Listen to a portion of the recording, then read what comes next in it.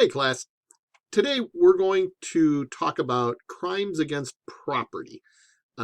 We talked previously about crimes against people, individuals, but now we're going to take a look at uh, four distinct property crimes. The first is larceny.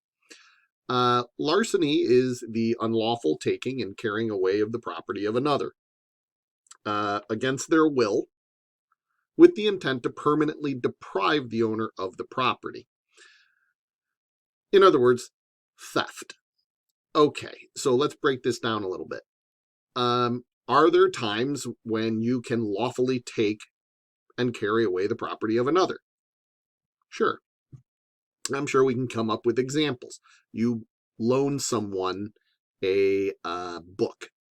You loan someone a bicycle. You give them, donative, a gift. You give them some form of personal property.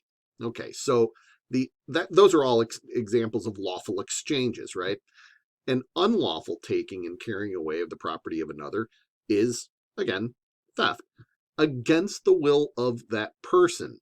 You can't really commit larceny against somebody's garbage, for example. Okay, if somebody has thrown away their property, they have indicated, by putting it into a garbage bag and putting it in the garbage can and putting it out on the curb, for example, they've indicated a intent to dispose of that property. Thus, it's not really against their will because it's not really their property. So if you rummage through somebody's garbage, that's not really theft, is it? But if you are going against somebody's will, then that is theft. They want to keep that thing, whatever that thing might be, to themselves, with the intent to permanently deprive the owner of the property of that good. Again, the intent on the part of the person committing the larceny is permanent deprivation. And so we get into all sorts of interesting fact patterns. If you say, hey, I didn't intend to permanently deprive the owner of the property, I just wanted to borrow something for a little while, and the person wouldn't lend it to me, so I took it from them. Well, is that larceny? Well, then the courts are probably going to look at your intent to give the property back and how sincere is that stated,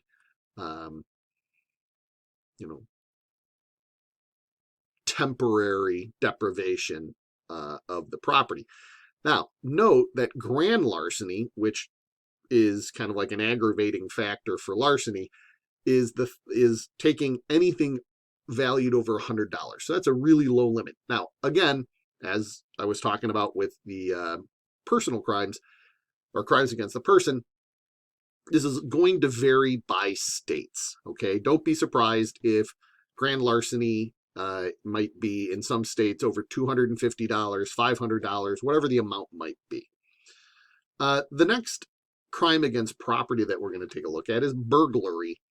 Burglary is about the unauthorized entry into a structure with the intent to commit some other crime. Okay, so burglary is the act of entering another's domain, their structure, some structure, but it has to be accompanied by some other crime. Okay, now the most common one that people would point to is trespass, right? But generally speaking, burglary is going to be associated with larceny. Okay, someone is breaking into, or the unauthorized entry into another structure with the intent to commit larceny, to steal something from the house. And a lot of jurisdictions have aggravating factors for burglary to increase the penalties, such as if the burglary happens at night or it's a structure that's occupied. Okay, a detached garage is one thing. A person's home where their family is sleeping is a considerably more serious burglary. And of course, if the person's carrying a weapon, that's also going to be an aggravating factor, because that might increase the intention to commit a crime to be something more personal in nature. Okay, so if you have the intent to burglarize a home, that means you've entered the home in an unauthorized fashion, you're carrying a weapon, your intent is to commit larceny, and let's say somebody gets shot, well, felony murder rule might be kicking in here. You could be charged with attempted murder or homicide, some form of homicide. And that's why the carrying a weapon becomes an aggravating factor for burglary. Robbery is something different, okay? While burglary is the unauthorized entry into a structure with the intent to commit some other crime, robbery is the unlawful taking of property from a person's immediate possession by force or intimidation. So you really have two things going on here in a robbery, okay? You have the theft of the property, okay? And then you also have the actual or potential physical harm to the victim, the threat of violence or actual violence against the person. So as I imagine you can see, we're refining these ideas. Larceny is taking property that isn't yours. Burglary is the unauthorized entry with the intent to do something else, usually larceny.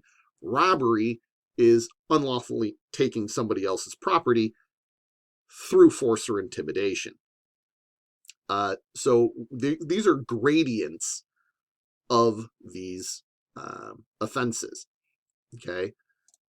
And then the final crime against property that you ought to be aware of is embezzlement, okay? Embezzlement is, again, the unlawful taking of property by someone to whom the property is entrusted.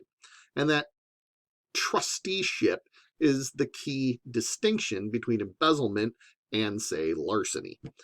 So a bank teller is stealing money from the bank. Okay, well, they're entrusted to accept money from people to deposit into their accounts, and they're somehow diverting the cash. A bank executive doing this, Bernie Madoff, from a couple of years ago, who had a Ponzi scheme, and he ended up stealing billions of dollars from his clients. He was an investment guy. A stockbroker taking money that should have been invested, but instead it's being used for their own purposes.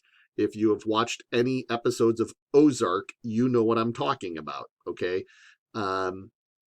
So I don't want to give away anything in the TV show, but embezzlement is taking money from somebody else to which you have access to. You're a trusted person, or you've been entrusted with the money, and you're taking it and using it for your own ends, okay? So these four examples of crimes against property I want you to be aware of, and we'll talk about defenses soon. Otherwise, I hope you have a wonderful rest of your day. Take care.